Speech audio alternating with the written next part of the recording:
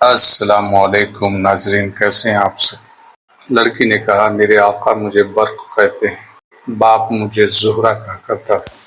Commander نے ایسے پیار سے کہا جس میں شفقت تھی۔ جاؤ زہرہ، اپنے خیمے میں چلی جاؤ، تم سو جاؤ۔ زہرہ نے کہا، تم سو جاؤ گے تو چلی جاؤں گی۔ رات گزرتی جا رہی تھی، سازندوں میں سے دو اپنے خیموں میں جاگ رہے تھے۔ دوسری ناچنے والی اور باقی سازندے گہری نیند سوئے ہوئے تھے۔ جاگنے والوں میں سے ایک نے دوسرے سے کہا، ہمارا طریقہ صحیح معلوم نہیں ہوتا، ہمیں لڑکیوں کو یہ کہہ کر ساتھ لے آئے ہیں کہ ناچ گانے سے فوجیوں کا دل بہلانے جا رہے ہیں۔ ضرورت یہ تھی کہ ان لڑکیوں کو بتا دیتے کہ ہمارا اصل مقصد کیا ہے۔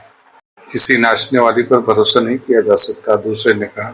یہ لڑکی جو کمانڈر کے خیمے میں ہے، جذبات میں آ کر الگ تھلگ انعام لے کر اسے بتا سکتی ہے کہ ہم سرحدی چوکیوں کے لیے دھوکہ اور فریب بن کر آئے ہیں۔ ہمیں اپنا راز کسی ناچنے والی کو نہیں دینا چاہیے۔ ان دونوں کو اپنی اجرت سے غرض ہے، ہم انہیں منہ مانگی اجرت دے چکے ہیں، ہمارا کام ہو گیا ہے۔ اگر ہم نے اسے بتا دیا ہوتا کہ ہمارا مقصد کیا ہے تو یہ لڑکی اس کمانڈر کو اچھی طرح اندھا کر لیتی، اور یہ بھی ممکن تھا کہ وہ اسے اس طرح پھانس لیتی کہ اس کی مدد سے ہم حبشیوں کو اندر لے آتے۔ ہمارے استاد ہم سے زیادہ عقل رکھتے ہیں، یہ لڑکیاں ہمارے ہتھیار ہیں، ہتھیاروں کو کبھی کسی کے ہاتھوں سونپا نہیں جاتا۔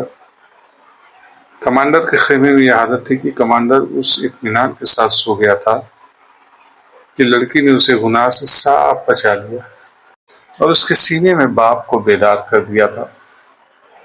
رقاصہ اسے بہت دیر دیکھتی رہی۔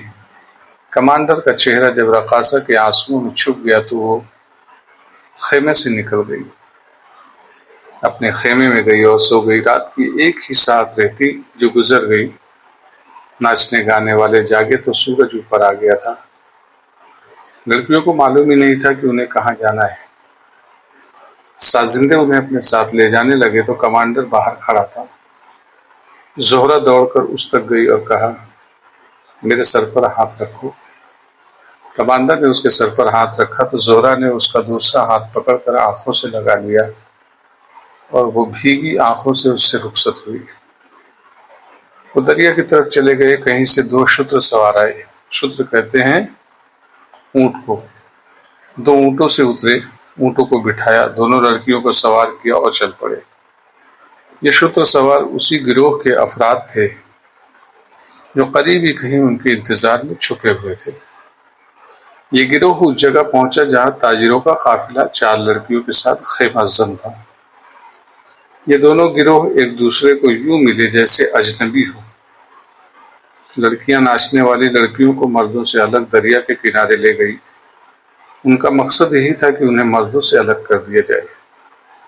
چاروں لڑکیوں نے زہرہ اور اس کے ساتھی رقاصہ کو اپنے متعلق بتایا کہ وہ ان آدمیوں کی بہو بیٹیاں ہیں اور سیر کے لیے ان کے ساتھ آئی ہیں۔ ادھر مردوں کی منڈلی میں اصل مشن پر گفتگو ہو رہی تھی۔ سازندوں نے اپنی 2 راتوں کی کارگزاری سنائی۔ دوسرے گروہ نے انہیں بتایا کہ ان کے 2 راتوں کے ناچ گانے سے کم و بیش 100 حبشی اندر آ گئے ہیں، اور ان لڑکیوں نے 2 سپاہیوں کے ساتھ جو کھیل کھیلا ہے اس سے 200 سے زائد حبشی آ گئے ہیں۔ اپنی اپنی کارگزاری سنانے کے بعد انہوں نے یہ فیصلہ کیا کہ ناچ گانے سے حبشیوں کی زیادہ تعداد اندر نہیں آ سکتی، دریا کا راستہ زیادہ بہتر ہے، کشتیوں میں زیادہ آدمی اندر آ سکتے ہیں۔ اس مقصد کے لیے انہوں نے طے کیا کہ لڑکیاں ان 2 سپاہیوں کے علاوہ 2 یا 4 اور گشتی سنتریوں کے ساتھ یہی کھیل کھیلے تاکہ ہر رات کشتیاں آ سکے۔ یہ فیصلہ بھی ہوا کہ زہرہ اور اس کے ساتھی رقاصہ کو یہیں کہیں قریب رکھا جائے، لیکن اس راز میں شامل نہ کیا جائے۔ سازندوں نے بعد میں زہرہ اور اس کے ساتھی سے کہا کہ ان کا کام ختم ہو چکا ہے، یہ جگہ بہت خوبصورت ہے، اس لیے چند دن یہیں فارغ گزاریں۔ انہوں نے لڑکیوں کو ایسے انداز سے اکسایا کہ وہ رک گئی۔ دوسرے گروہ کی لڑکیوں نے انہیں اپنے ساتھ بے تکلف کر لیا، لیکن ان کے قیام کی جگہ ذرا دور بنائی۔ اس رات زہرہ سو نہ سکی، اسے کمانڈر یاد آ رہا تھا۔ اس کی شخصیت زہرہ کے دل میں اتر گئی، ایک تو اس لیے کہ کمانڈر میں اسے اپنے باپ کی تصویر نظر آ رہی تھی، اور دوسرے اس لیے کہ یہ پہلا مرد تھا جس نے اسے کھلونا سمجھنے کی بجائے اس کے سر پر ہاتھ رکھا تھا، اور تیسرے اس لیے کہ کمانڈر نے اسے زہرہ کہا، برق نہیں کہا تھا۔ اس کے ساتھی رقاصہ سو گئی تھی اور اس کے گروہ کے سازندے بھی سو گئے تھے۔ وہ اٹھی اور خیمے سے باہر نکل گئی۔ اس نے راستہ دیکھا ہوا تھا، وہ تیز تیز قدم اٹھاتی چوکی کی طرف چل پڑی۔ وہ اتنی تیز اور اتنا زیادہ چلنے کی عادی نہیں تھی، لیکن اس کی جذبات اسے قوت دے رہے تھے۔ وہ چوکی تک پہنچ گئی۔ کمانڈر کے خیمے سے وہ واقف تھی۔ وہ خیمے میں چلی گئی۔ کمانڈر گہری نیند سویا ہوا تھا۔ اس کی آنکھ کھل گئی۔ اندھیرے میں اس نے وہ ہاتھ پکڑ لیا جو کوئی اس کے منہ پر پھیر رہا تھا۔ ہاتھ چھوٹا سا تھا جو مردانہ نہیں ہو سکتا تھا۔ اس نے ہڑبڑا کر پوچھا، کون ہو؟ زہرہ۔ وہ اٹھ بیٹھا۔ زہرہ نے کہا، تمہیں دیکھنے آئی ہوں۔ سو جاؤ، میں جا رہی ہوں۔ کمانڈر نے دیا جلایا اور پوچھا کہ وہ کہاں سے آئی ہے؟ زہرہ نے بتایا تو کمانڈر باہر نکلا۔ وہ گھوڑے تیار کیے اور زہرہ کو باہر لے جا کر ایک گھوڑے پر اسے سوار کرایا۔ دوسرے پر خود سوار ہوا اور گھوڑے چل پڑے۔ راستے میں زہرہ جذباتی باتیں کرتی رہی اور کمانڈر شفقت اور پیار سے سنتا رہا۔ اپنے ٹھکانے سے کچھ دور ہی تھا کہ زہرہ نے اسے روک کر واپس چلے جانے کو کہا۔ کمانڈر نے اس کے سر پر ہاتھ پھیرا اور واپس آ گیا۔ زہرہ جب اپنے ٹھکانے پر پہنچی تو اس کے ساتھ کا ایک آدمی جاگ رہا تھا۔ اس نے زہرہ سے پوچھا کہ وہ کہاں گئی تھی؟ زہرہ نے بتایا کہ ویسے ہی گھومنے پھرنے نکل گئی تھی۔ اس آدمی نے کریدنا شروع کر دیا۔ اسے شک تھا۔ زہرہ نہیں بتانا چاہتی تھی کہ وہ کہاں گئی تھی۔ تم ہمارے اجازت کے بغیر کہیں نہیں جا سکتی، اس آدمی نے حکم دیا۔ میں تمہاری زر خرید نہیں ہوں، زہرہ نے کہا۔ میں نے جو اجرت لی تھی اس کے عوض کا پورا کر چکی ہوں۔ میں کسی کے حکم کی پابند نہیں۔ تم اپنے مالکوں کے پاس شاید زندہ نہیں پہنچنا چاہتی، اس آدمی نے کہا۔ اب ہم سے پوچھے بغیر کہیں جا کے دیکھو۔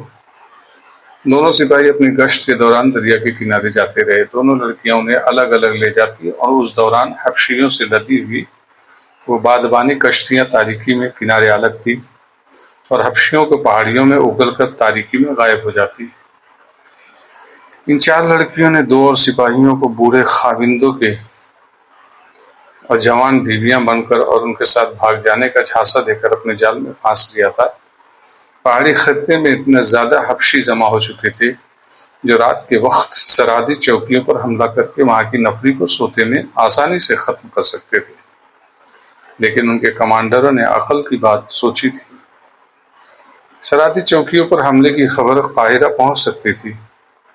اس کا نتیجہ یہ ہوتا کہ قاہرہ سے فوج آ جاتی اور صلیبیوں کی یہ اسکیم تباہ ہو جاتی کہ قاہرہ پر اچانک اور بے خبری میں حملہ کریں گے۔ پہاڑیوں میں حبشیوں کی تعداد تیزی سے بڑھتی جا رہی تھی اور سوڈان میں صلیبی مشیروں نے وہ صلیبی کمانڈر جنہیں قاہرہ پر حملہ کرنا تھا مقرر کر دیے۔ انہیں چند دنوں بعد مصر کی سرحد میں داخل ہو کر ان پہاڑیوں میں آنا اور حملے کی تیاری کرنی تھی۔ سالار القند ابھی تک قاہرہ میں اپنے فرائض سر انجام دے رہا تھا۔ اس کی کسی حرکت سے کسی کو شک نہیں ہوتا تھا کہ وہ بہت بڑی غداری کا مرتکب ہونے والا ہے۔ اسے رات کو گھر میں پوری رپورٹ مل جاتی تھی کہ کتنے حبشی گزشتہ رات آ چکے ہیں اور ان کی تعداد کتنی ہو گئی ہے۔ حملے کی قیادت اسی کو کرنی تھی۔ اس نے پلان تیار کر لیا تھا۔ حبشی ہزاروں کی تعداد میں اکٹھے ہو گئے تو انہوں نے اپنے مذہب کا مسئلہ کھڑا کر دیا۔ پہلے وہ آپس میں خسر فسر کرتے رہے۔ ان کا مطالبہ یہ تھا کہ انسان کی قربانی دی جائے۔ القند نے وہاں جو آدمی بھیج رکھے تھے انہوں نے انہیں ٹالنے کی کوشش کی، لیکن حبشی اپنے ساتھ جو مذہبی پیشوا لائے تھے وہ ٹلتے نظر نہیں آتے تھے۔ حبشیوں نے انہیں پریشان کرنا شروع کر دیا تھا کہ انسان کی قربانی دو ورنہ وہ واپس چلے جائیں گے۔ مذہبی پیشواؤں سے کہا گیا کہ وہ انہیں حبشیوں میں سے کسی کو پکڑ کر ذبح کر دے، لیکن وہ کہتے تھے کہ یہ قربانی قبول نہیں ہوتی۔ قربانی کے لیے اسی خطے کا انسان ہونا چاہیے جس پر حملہ کرنا ہے۔ لڑنے والے لوگ اپنی قربانی نہیں دیا کرتے۔ آخر انہیں کہا گیا کہ حملے سے ایک دن پہلے مصر کا ایک آدمی ان کے حوالے کر دیا جائے گا۔ حبشیوں کے پروہت نے کہا، ہمیں وہ انسان ابھی چاہیے، ہم بہت دنوں تک اسے خاص غذا دے کر پالیں گے۔